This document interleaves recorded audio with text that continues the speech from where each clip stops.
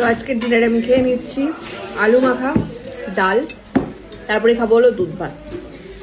কারণ যেহেতু এখানে বনগাঁতে মেডোকার্ড চালু হয়ে গিয়েছে, ফলে এখন পিওর ন্যাচারাল একদম খাঁটি গরুর দুধটা পাওয়া যাচ্ছে।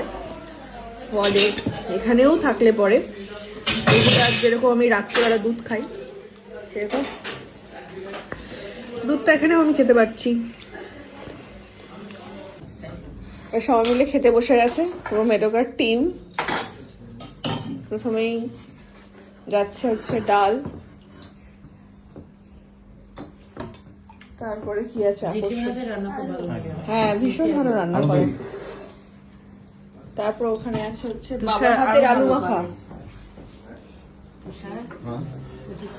আরো ভালো করে। ওদিকে আছে হচ্ছে ডিম ভাজা, চিংড়ি, এদিকে আছে ইলিশ, এটাতে আছে মাটন। ওরা বলে আলু মাখাটাই তৃপ্তি করে খাচ্ছে। সত্যি সব থেকে বেশি ভালো লাগে। ধনে পাতা, কাঁচা লঙ্কা, কাঁচা পেঁয়াজ, তেল। এটা আমার শ্বশুর মশাইয়ের হাতে মাখা স্পেশাল। সত্যি খুব ভালো। স্পেশাল আলু ভালো হয়েছে। খুবই ভালো হয়েছে। ডাল, অমলেট আর এই আলু মাখাটা সত্যি মানে বৃষ্টি না তো রাতে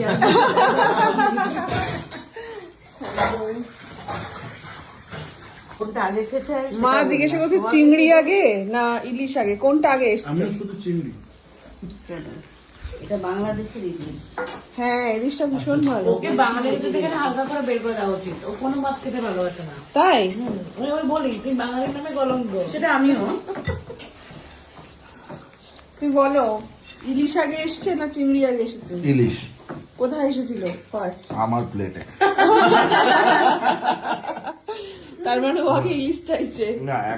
না ওর জন্য না, অ্যাকচুয়ালি ইলিশ আর মটনের জন্য এখনো ননভেজে আছে। ও হ্যাঁ, তোমার তো আবার ইলিশ প্রিয়। ইলিশ ফেভারিট। হ্যাঁ। কি তুমি টানা কতদিন খেয়েছো? 45 দিন। 45 দিন টানা ইলিশ খেয়েছিলে? আর তোমার বক্তব্য কি ঐশী? মানে আমার বক্তব্যটা কি করে মানে তোর পাকস্থলীটাকে ওভাবে তৈরি করে ফেলেছো নিজেকে? তৈরি হয়ে হয়ে রয়েছে। রয়েছে। মানে ইলিশের সব আইটেম ভাজা, সর্ষে বাটা, বেগুন আলু দিয়ে ঝোল। মানে পাকস্থলী মেড ফর ইলিশ। তাহলে সে রান্না করতে ভালো পারো।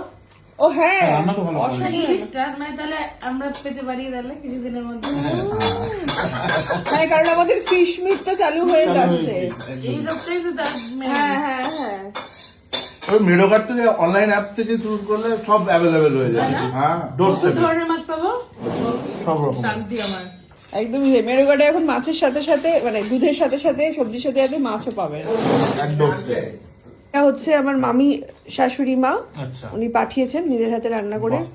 এবং এই ইলিশ চিংড়ি আর মাটন যেটা এটা হচ্ছে আমার মামা শ্বশুর মশাই কিনে মানে এনেছিল। আমরা শ্বশুর শাশুড়ির হাতেই খাচ্ছি। হ্যাঁ হ্যাঁ সেটাই হ্যাঁ, হোক না কেন। আর এখন তাড়াহুড়ো করে যেটা বানানো হলো এই ডাল আর এটা, যেহেতু লোডশেডিং ছিল। এবারে জয়ের পাতে পড়ে যাচ্ছে বাংলাদেশের ইলিশ। পদ্মার ইলিশ। পদ্মার ইলিশ।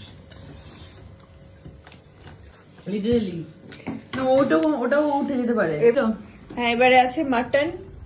আমি বুঝতে পারছি না যেটাকে বিয়ে বাড়ি খাবার খাচ্ছি। হ্যাঁ তুই প্রথমবার এলে আমাদের বাড়িতে। সত্যি বিয়ে বাড়িরই খাবার। যাই হোক এবার বেরিয়ে যাচ্ছে সকলে। হ্যাঁ একদম সাবধানে যেও একদম।